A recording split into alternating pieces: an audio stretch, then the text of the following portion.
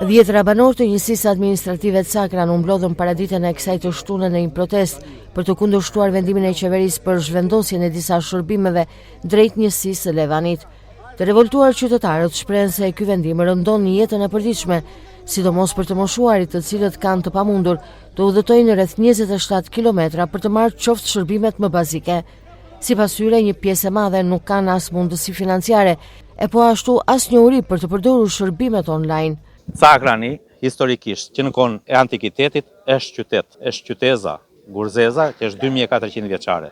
E rrethuar lart në Kodër, 23 hektar, qytet. Dhe sot, Sakrani të shkojnë në Levan, është tur për neve, për si zonë. Jo për, po që të linsin fëmijët tanë, edhe të marrin qytetarinë e Levanit, nuk kemi gjë me komunitetin rom, po, nuk kemi rom, jemi autokton. Për neve është, çfarë them unë, është ulje, është ofendim. Në anë e qeverisë, në anë e pushtetit qendror, nuk e di si mund të them. Konsultim nuk ka patur me banorët? Absolutisht jo. Të gjitha shërbimet, po gjersai, po iku gjendja civile, iku ish komuna kjo, si quhet njësia administrative. Avash do iki spitalit, ikin e shkollat, pasaj çaj bie te neve, ngelemi ne si fshatrat e humur të përmetrit e Tepelenës lart.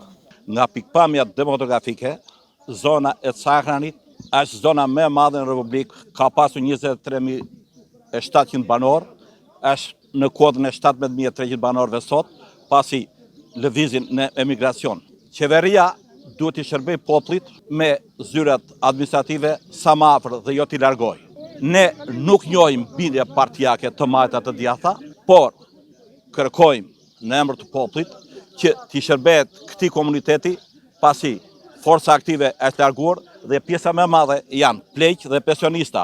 Pra, ne nuk u shërbejmë, por i torturojmë, i lëmë që të vuajë dhe ikim larg dëshirave dhe mundësive për të shërbyer këtij komuniteti. Nëse qeveria do ta shikonte të arsyeshme, unë do të kisha mendimin tim dhe të pjesë më të madhe, sepse edhe lidhjen me pikpamjet demografike ne kemi me Fjenin, se kemi me Levanin. Pra, akoma më keq e shkatrojnë të ardhmen e këtij komuniteti. Në emër të popullit, nëse qeveria dëgjon, hap veshët dhe syt, të shikoj kërkesat dhe hallet e këtij populli dhe t'i shërbej këtija dhe jo ta turturoj. Arsyeja e protestës sotme, ne jemi informuar nga media dhe nga personat të tjerë që qeveria ka marrë një vendim, se nuk kemi dëgjuar vetë qeverinë, ka marrë një vendim që të bëjë zvoglimin e njësisë vendore dhe sidomos transferimin e gjendjeve civile në të gjithë qarkun e Fierit, dhe nga nuk e di se ishte numri i gjendjeve civile, të reduktohet të shkojnë në 4-5 njësi, ose gjendje civile në 4-5. Kështu që Sakran e kanë çuar me Levanin.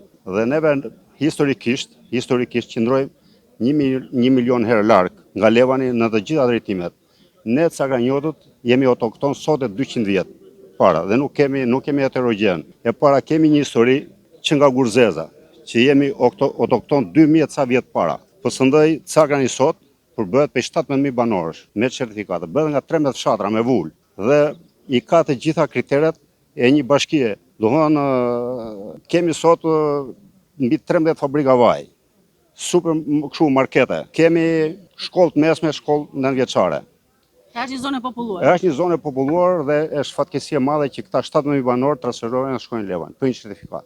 Ku në Levan do të jenë 2 punësues gjendje civile. Le të rrinë njëri në Sakran, le të rrinë njëri në Levan. Po qëse qeveria nuk ka lek për të punësuar, të rrinë njëri në Sakran. Le të shërbehet Sakranjotët, jo të shkojnë Sakranjotët në Levan. Ashtu, ne më mirë shkojnë Fier, ose shkojnë Ballësh. Shkojnë Ballësh. Ose në Kal. Ka komuna më e madhe. Fshati më i largët, sa larg është nga Levani? Fshati më i larg nga Levani është 27 kilometra. Unë jam 84 vjeç dhe të bëhet kjo sot, pse u do qefi dikujt për të zvogëluar njësisë si janë për zonat të ndryshme, se e kanë më lehtë ata zotrinjët, se sa më pak të ketë, aq më të majnë ben ata zotrinjë që kërkojnë të bëjnë këta. Ju vetë, shkoni do deri në Levan? Jo, kemi të pamundur. Atje do shkoj, që të ngrihemi neve nga këtu, të shkojmë në Levan, në Levanin Samar, janë të nderuar ata.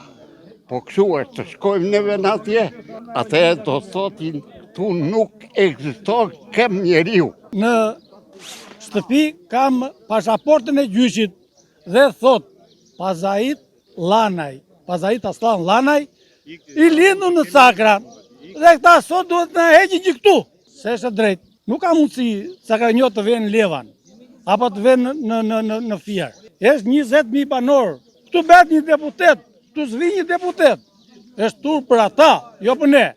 Për ne është tur që ju japin votat. Ta banor këtu meritojnë më shumë, sepse këta janë vina paraardhës që kanë luftuar, vina paraardhës të cilë kanë bërë historinë në Shqipërisë. Kjo zonë, kjo krajinë, kjo trev meriton më shumë. Nuk është tani t'i heqësh Cakranit, gjitha shërbimet. Dhe këta banor këtu të shkojnë në Levan, kjo është e papranueshme, nuk ka ndodhur ndonjëherë. Atë që po i bëjnë, thash edhe një herë, Cakranit nuk ja ka bërë asnjë mik që ka kaluar në këto anë, asnjë pushtues nuk i kanë bërë Cakranit këtë që po i bëjnë këta sot. Edi Rama vazhdon në favorin e tia, çdo gjë që bën, çdo gjë reforme, çdo gjë administratë, çdo gjë.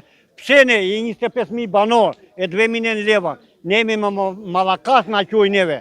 Unë jam dakord, as me Edi Ramën, as me Salin, votën e di unë ku t'ja jap, ama jo dhe kështu që bën. Banorët theksojnë se Cakrani është një zonë me histori dhe identitet të fortë, i përbërë nga 13 fshatra dhe me rreth 17.000 banor. Ata e konsiderojnë të pajustifikuar bashkimin e shërbimeve me Levanin, duke e kërkuar rishikimin e menjëhershëm të vendimit. Është e papranueshme që një komunitet kaq i madh të mbetet pa shërbime pranë. Kjo është një goditje direkte për banorët, sidomos për më të pambrojturit, shprehen disa prej protestuesve. Banorët paralajmërojnë se do të vijojnë në reagimet e tyre nëse institucionet nuk marrin masa për të adresuar këtë problem.